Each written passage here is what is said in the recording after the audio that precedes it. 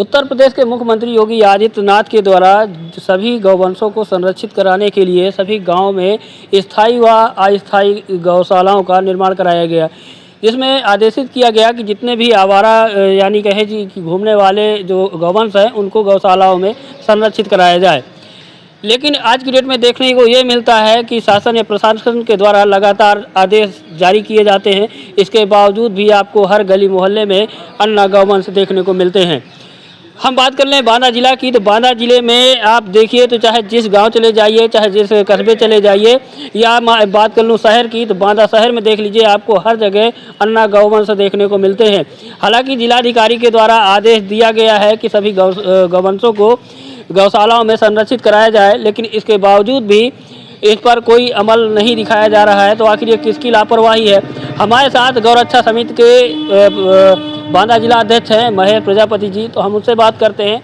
ये बताइए कि इस समय जो गौवंशों की स्थिति है क्या है आपके नज़र में? हमारे नज़र में यही है कि गौवंशों को लेकर जो हम लोग अभियान चलाते हैं गौवंश संरक्षण को लेकर जी, लेकिन वर्तमान में बरसात का मौसम चल रहा है, सभी गौशालाओं में कीचड़ है। जो सरकार मतलब हर प्रति महीने हर साल पेमेंट करती है कि खरंजा डलवाओ, उसको पक्का करवाओ, हर चीज़ टीन सेट डलवाओ। आप गौशाला चले जाइए, सब खत्म हो चुका है।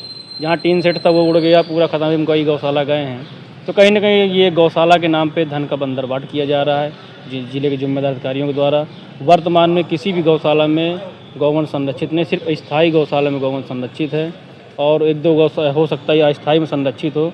लगभग 80% गौवंश गौशाला से बाहर हैं, सिर्फ 20% गौशाला के अंदर हैं। किसकी लापरवाही लगती है आपको? लापरवाही तो बांदा जिलाधिकारी महोदय की है भाई। इसमें खुला दिख रहा है, अगर जिलाधिकारी टाइट हो जाए तो आज मुझे लग रहा है 2 दिन के अंदर गौवंश बंद हो जाएंगे। अच्छा, आप बात कर रहे हैं कि सभी गौशालाओं में व्यवस्थाओं के लिए पैसा लगातार जारी किया जाता है, इसके बावजूद भी जो अव्यवस्थाएं हैं उसी तरह बनी हुई है। किसी भी गौशालाओं में जो मानक के अनुरूप व्यवस्थाएं नहीं की गई हैं, तो ये इसमें कौन दोषी है?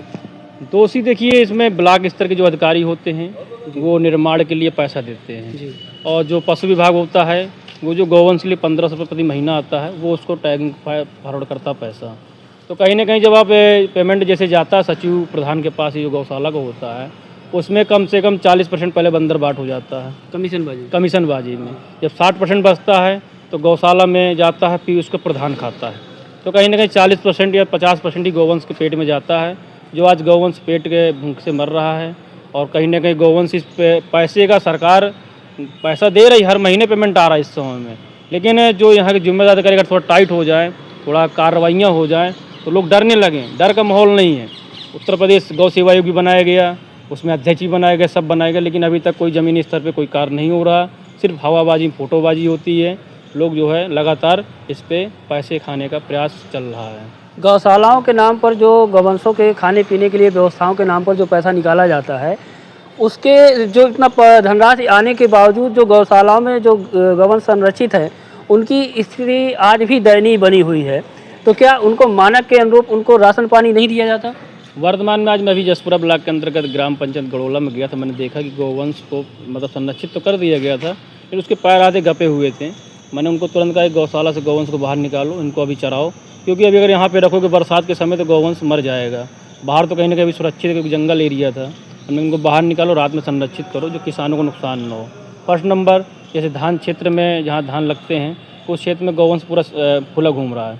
आज दिन किसानों के फ़ोन आते हैं, अभी बिसंडा ब्लॉक के अंतर्गत फ़ोन आ रहे हैं किसानों के, लगातार नरैनी ब्लॉक के अंतर्गत आ रहे हैं। कहीं ना कहीं ये किसान जो है परेशान हैं। अतर्रा क्षेत्र में सभी गौशालाओं से गौवंश बाहर हैं।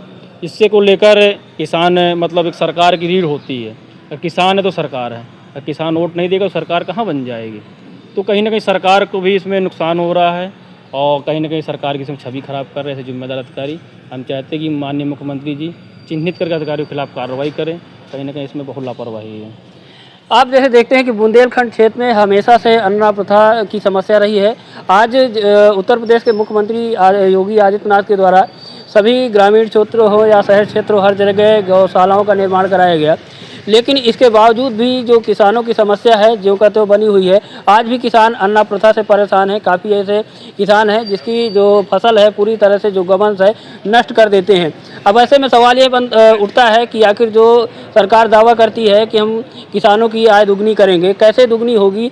एक तो प्रकृति की मार पड़ती है किसान पर, दूसरी जो मार होती है वो अन्ना गौवंशों की होती है। अब देखने वाली यह बात है कि आखिर कब तक गौवंशों को गौशालाओं में संरक्षित किया जाएगा या ऐसे ही हर वर्ष के वहाँ चलता रहेगा। आप लोग भी अपनी राय कमेंट बॉक्स में दीजिएगा। आप किस गांव में रहते हैं? आप लोग भी अपने गांव की स्थिति ज़रूर बताइएगा। क्या आपके गांव में सभी गौवंशों को गौशालाओं में संरक्षित कर दिया गया है?